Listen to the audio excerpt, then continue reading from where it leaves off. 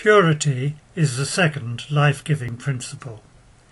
As I speak, I look out onto a sun-lit harbour with the Farne Islands beyond, a purity of view. Purity means we are wholehearted, not divided, in our relationships and pleasures, in our sex and our studies, in our work and our worship. It offers us freedom from divided allegiances that fragment us. It is a call for transparency to everyone in the world, whatever their culture, creed or orientation. Jesus taught it. Blessed are the pure in heart, for they shall see God. Matthew 5:8. This can be translated as blessed are the single, or the clean, or the unadulterated in heart. Blessed are those whose motives are not mixed. Purity does not put on false faces. There is no gap between the inner and the outer person. Huge benefits flow from purity. If we are pure in our motives, we become free in spirit, beautiful in attitude, alert in body, noble in service. The fruit of purity is well expressed by the poet Tennyson. My strength is as the strength of 10, because my heart is pure. The consequences of impurity are tragic. We become closed to others, untrustworthy in our behaviour, confused in our calling. Impurity leads to cover-ups and break-ups. The effects of being pulled in more than one direction lead to increased stress levels, health service costs, and family breakdown. Jesus said that the pure in heart shall see God, and he went on to say that the light of the body is the eye, and if the eye is healthy, the whole body will be full of light. Matthew 6:22. So purity gives us what has been called the single eye, the eye that sees that which is of God in each thing and person, the eye that therefore sees deeper, further, more truly. The opposite of the single eye is the evil eye. This projects onto people diseased desires. To be pure in our work is to do it as far as possible to God, for the benefit of people and with undivided attention.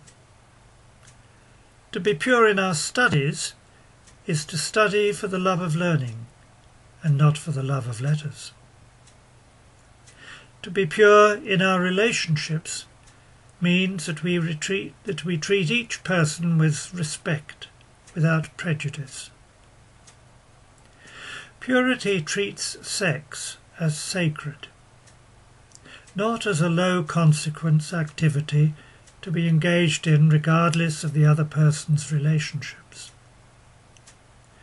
We do not equate the many good, loving relationships which we are meant to sustain with the act of sex.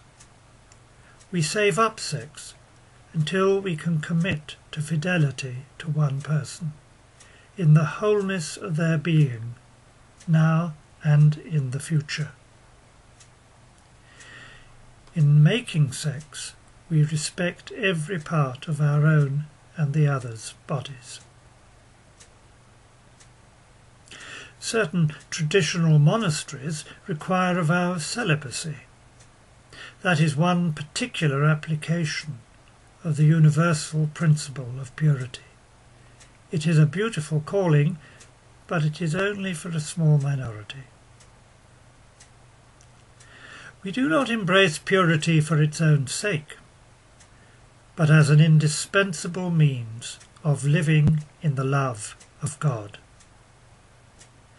In our merely human loves and passions, we try to become one with another, but our affections are pulled in different directions. If we become one with love itself, for God is love, we may go from the source to the many without being torn in irreconcilable directions. We all have impurities.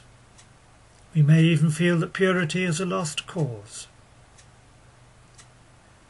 So how may we grow in purity? In non-human matters, we value the process of purification, in the making of gold, for example. The New Testament reminds us that humans can become like pure gold. But to become like gold, we have to submit to the refining fires. The prophet Malachi points out that when a people are purified by a process of refining fire, this also will purify their financial dealings, their social justice, and their religious devotion. Malachi chapter 3.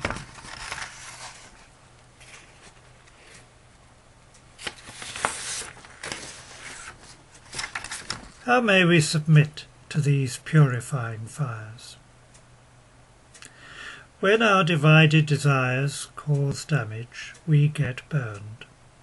Think of this burning as God's loving discipline, prompting us to bring into the light these divided desires. Bring them into the light. The Apostle Paul writes, "Whatever is exposed to the light, itself becomes light." In physics, transparency is to transmit heat or other electromagnetic rays without distortion. In the silence, bring into the light your deepest longings, and let the fire of divine love transform them. Think also of music.